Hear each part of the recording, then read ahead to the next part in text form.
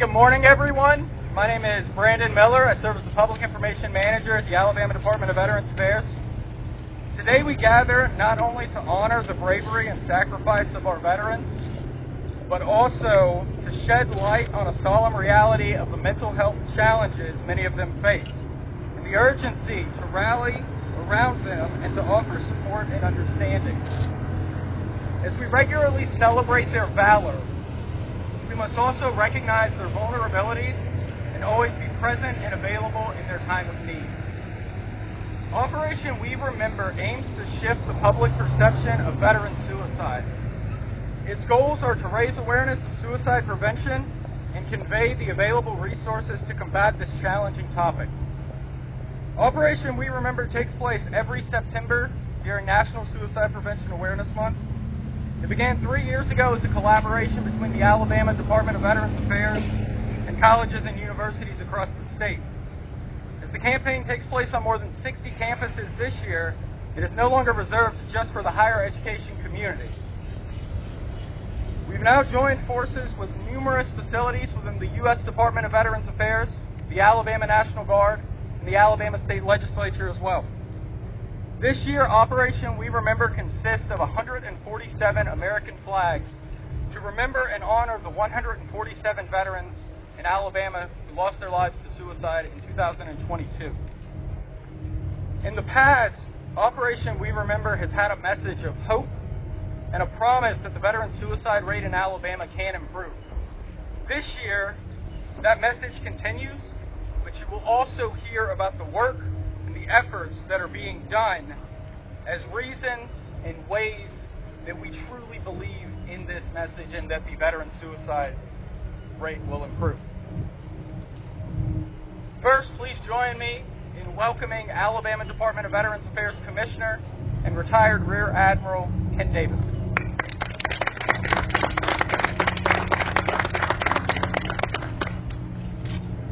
Well, good morning, everyone. It's great to see all of you here, and I look around this audience, and it just represents so much of the good about this topic. I look at the partners out in the audience, everyone from the VFW to American Legion, the National Guard, a lot of the nonprofits that are here, the Federal Veterans Affairs Department that's here. And it represents that partnership that's so important on this issue. Oh, Mr. Corey Hawthorne is here from the Federal VA as well. Corey, it's great to have you here. So today's event is part of an ongoing effort that we've been engaged in on a serious topic. There's no way to sugarcoat this. We have a serious problem in Alabama with veteran suicides. We routinely rank near the bottom, the bad end of the statistics. I think in the latest statistics, Alabama is the second worst state per capita for veteran suicides. That is a serious issue in this state. Now, for about 4 to 5 years, we've been involved in something called Alabama's Challenge to help overcome this issue in the state of Alabama.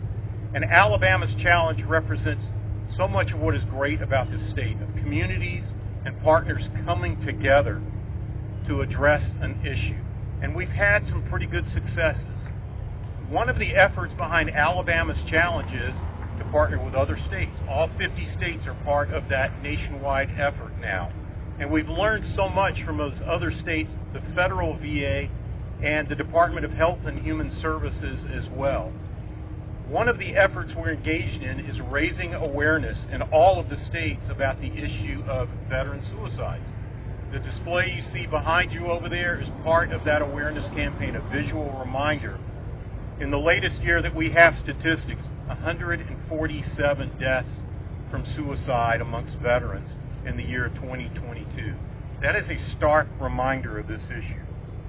Now, in Alabama's Challenge, over the past few years, we've maintained a strict focus on veteran suicide prevention and crisis intervention, and that is important. Intervening and preventing those deaths in the state of Alabama. It's been a statewide initiative that involves many of the partners that you see here today. We're going to shift the focus of Alabama's Challenge a little bit over the next year. We have learned that preventing suicides amongst veterans really takes a holistic approach. we tended to take a little bit of a silo focus on veteran suicides, and we tended to be a little reactive.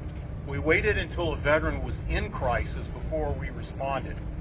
We're shifting our focus in this state a little bit to be a little more proactive and take a holistic approach, because we know there are so many issues that are linked to the issue of veteran suicide. And I was talking with some of the audience members just a little while ago, things like veteran homelessness, addiction issues, the general topic of mental health, and all of the myriad topics that fall under veterans' mental health issues. Those are all important. And it's important that we take that holistic approach and address all of those issues when we're tackling the issue of veteran suicides. What else is important is what I've already talked about, the value of collaborations. So there are many causal factors that lead to the issue of veteran suicides.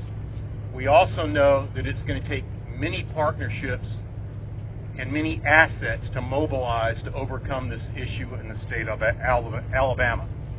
We are definitely stronger together, and improving the issue of veteran suicides is going to take everyone's involvement, from the community level, through the state level, through the federal government level.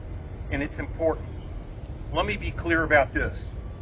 Veteran suicide prevention is not something that is reserved for just one party. It's not just for the federal VA. It's not just for the Alabama Department of Veterans Affairs. It's not just for the veteran service organizations. It's not just for other agencies. It's not for the nonprofits that do so many great things. It's going to take everybody working together in collaboration. The efforts of Alabama's challenge, and you're going to hear from the Alabama National Guard here shortly about some of their great efforts, and the Alabama State Legislature, Representative Paschal, who's been one of our champions on this issue. He's going to talk about some of the legislative initiatives that have helped with this. Those are the examples of collaboration that I'm talking about that are so important as we move forward on this issue. There are many things going on around the state. We are going to do a better job in the future working together on this issue, because that's what it's going to take to overcome the problem of veteran suicides in Alabama. So today, as we stage a display with 147 American flags, think about that. That represents 147 lives. These are men and women who dedicated their lives to service to this country and this state. They took an oath to give their lives to this country. We never dreamed that they would be giving their life through the tragedy of suicide. It's important we remember them, and I hope as you look at those flags, you think about all of the individuals that are represented by those individual flags. Please think about those men and women, their heroism, their sacrifice, and keep their families in your thoughts as well. And I promise you this, we are working diligently to improve veteran suicide prevention. But we've got to do more to overcome this heartbreaking issue in Alabama. Our veterans have earned it. Our veterans deserve it. Thank you so much. May God bless you.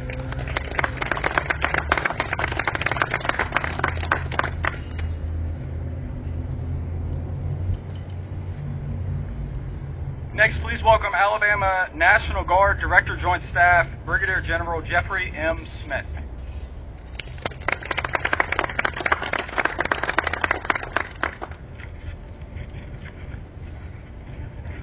Good morning.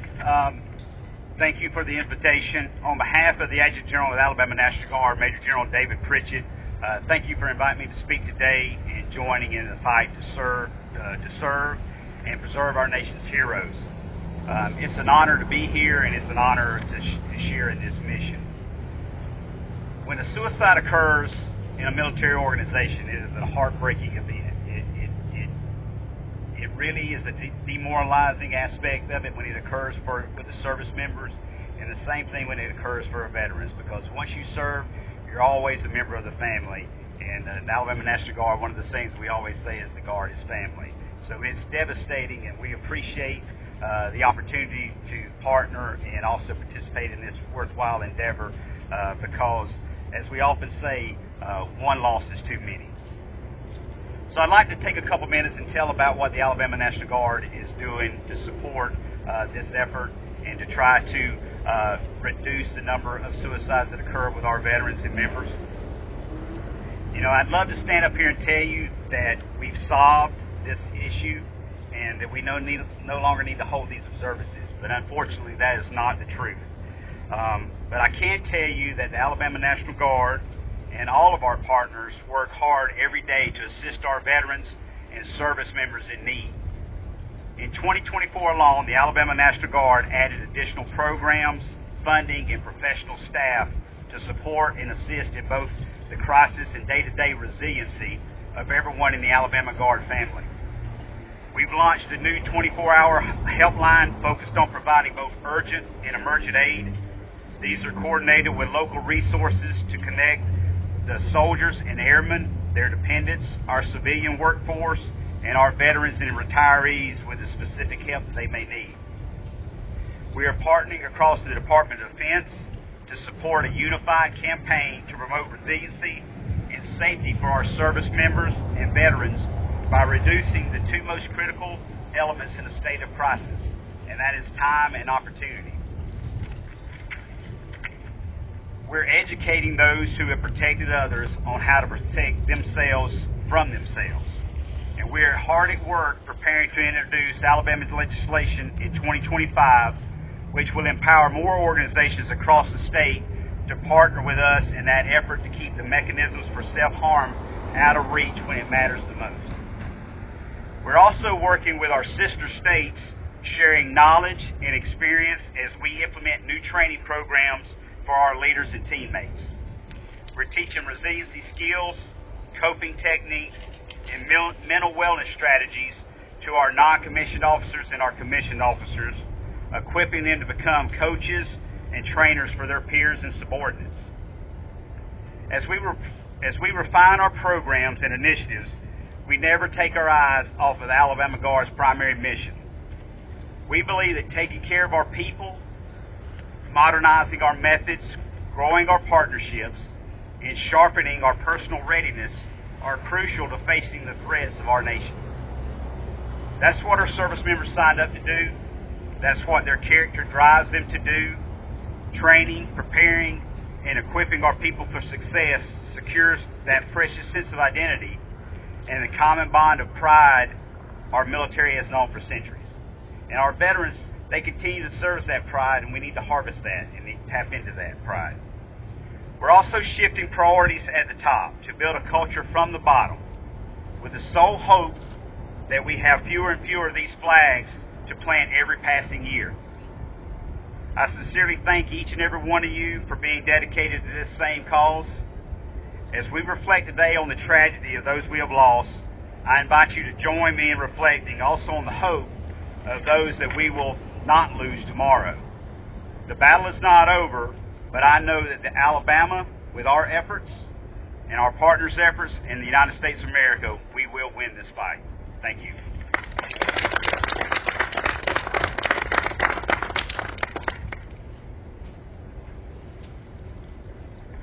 Next, please welcome Alabama State Representative Kenneth Paschal, who is also Vice Chair of the Military and Veterans Affairs Committee and a retired U.S. Army First Sergeant.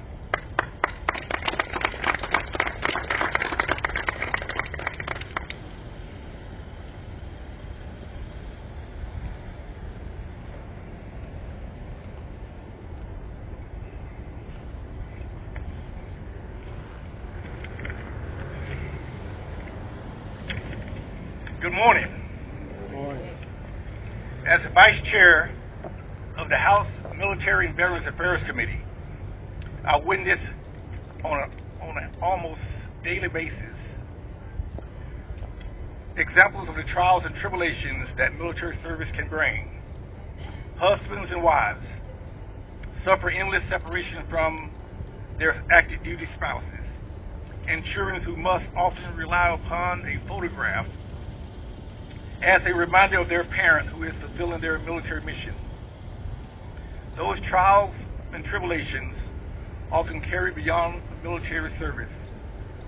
When the veterans struggle with no longer feeling being part of a team, having a difficult time finding employment, or simply feel they have lost their place in life, Perhaps the starkest reminder of the difficulty of military service is the flag-draped coffin, which sadly appear every day in our cities and small towns. Each coffin represents a life, a dream shattered, and families that will never be the same. Most of those coffins hold active duty military members who gave their lives while serving our country. But far too often, they hold the remains of a veteran. When their mental state or circumstances or feelings of loneliness led to taking their own lives, we hold within our power the ability to extend a loving hand to those veterans, offer them reassurance and encouragement, and provide them resources needed to continue embracing all that life has to offer. Among those resources is the easy to remember the Veterans Crisis Hotline, which simply requires those that are suffering or struggling to dial 988 press 1 to access a wealth of suicide prevention and resources tailored to their specific needs. The importance of this initiative is deeply to me, because in 2019, I received a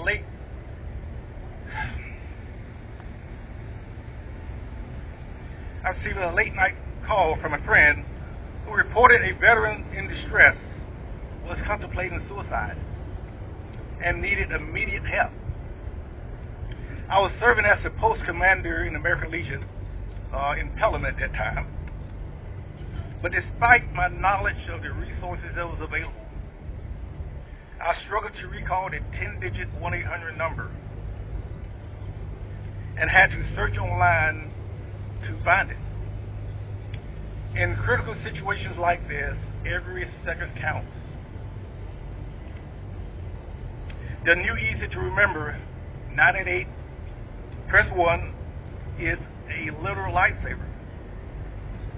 Just as you would dial 911 for fire or police for assistance, if someone is experiencing a mental health crisis, dialing 988 will connect them with immediate access to professionals who can offer guidance and assistance and intervene if needed.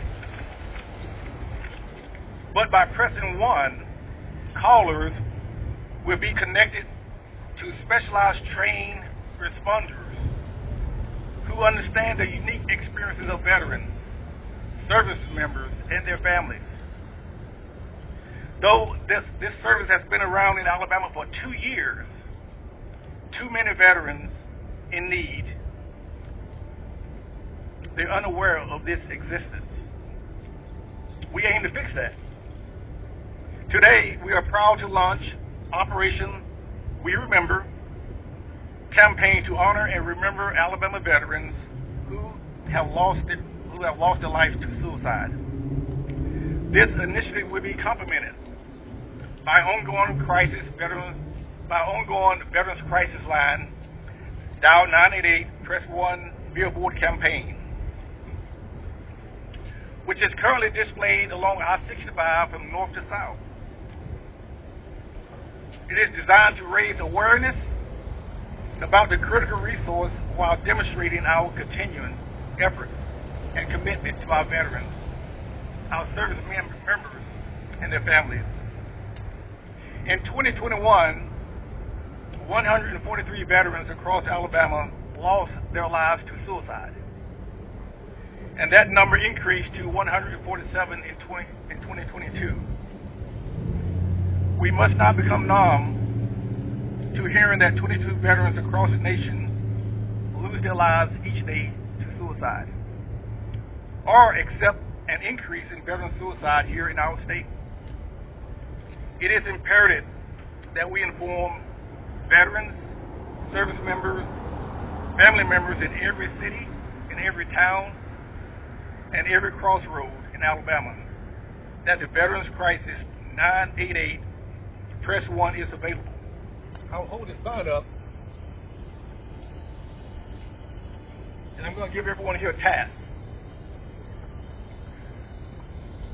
But going back to the billboard campaign, it's funded for 1 year and will be supplemented by radio, television, social media as we continue with our outreach efforts.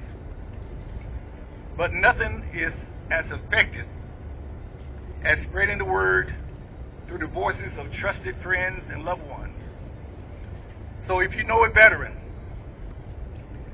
just take a moment to tell them that 988 press 1 is available if they ever find themselves in need. These are those few words spoken from the heart may save the life of someone that you know.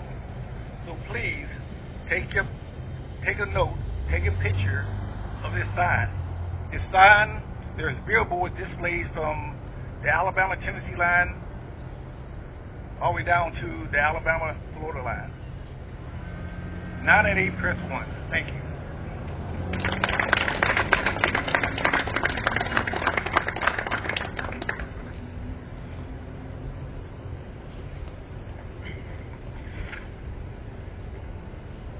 All right. Once again, I want to thank everyone for being here this morning.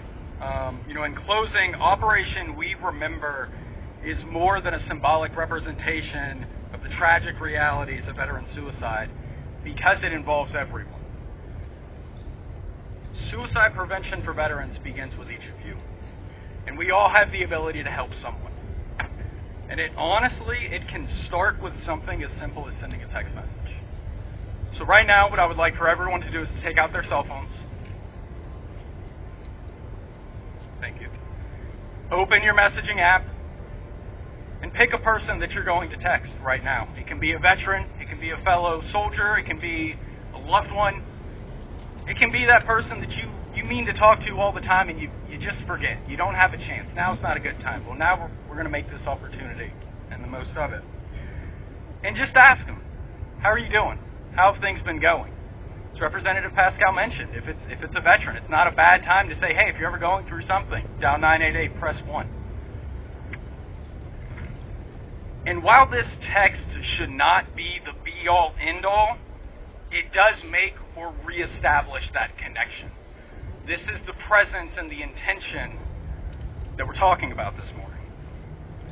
Now, there's an important follow-up to this action as well. If you're going through a hard time and someone reaches out to you, be receptive. Keep in mind that this person is not reaching out to you because they want to. They're doing it, not because they have to. It's because they want to. It's because they care about you. It's because they want to make sure that you're doing your best as well. It's important to understand and remember that we are all stronger together. And that's why we stand in solidarity with our brothers and sisters during their ongoing battles. And that's why we should pledge to be vigilant and pledge to be advocates for veterans' well-being and pledge to be beacons of light. Together, we can make a difference, and together, we can save lives. Thank you. God bless.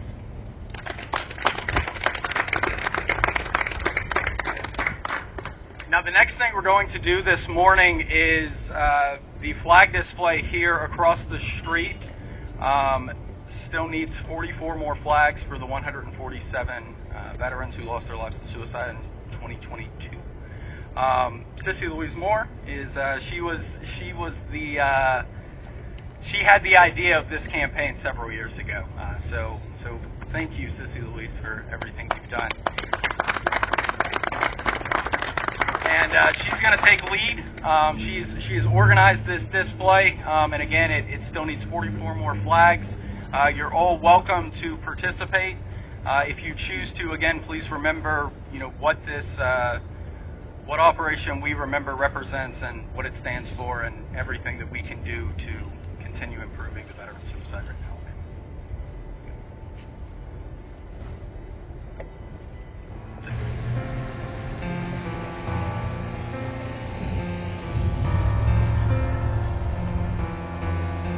Would any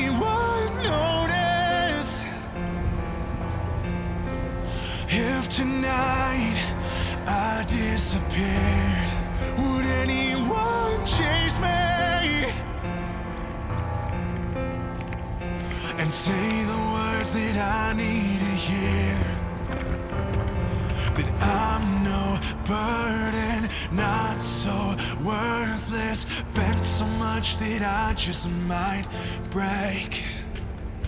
All consuming, so confusing, the questions that keep me awake. Would anyone care? Would anyone cry if I finally stepped off of this ledge tonight? Would anything change? Would you all be just fine? 'Cause I need a reason to not throw the fight. It just might save my life. Would anyone want me? If they knew what was inside my head, would anyone see me? For the person that I really am, I won't lie, so hard to hide. I've never felt worthy of love. I would give up everything I have just to feel good enough. Would anyone care? Would anyone cry if I finally stepped off of this ledge tonight? Would anything change? Would you all be just fine? 'Cause I need a reason to not throw the fight. It just might save my life. If you're dying inside, sick of being alive, let me in, let me share in your pain. From my lungs through the dark, spoken straight from the heart. Let me give you a reason to stay. If you're out there still lying awake, if you're out there still wondering, would anyone care? Would anyone cry if you finally gave up and turned out the light? The world would be changed if you left it behind. You can't be replaced, no, tonight is the night you take back your life. Take back your life. Take back your life. Take back your life.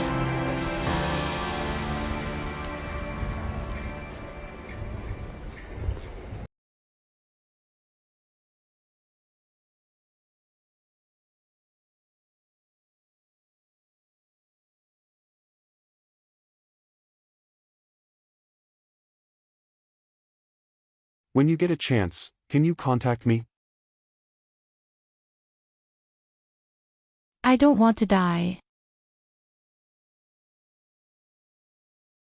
This is really hard for me.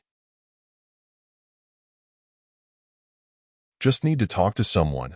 Can we chat? I am here. And I will listen.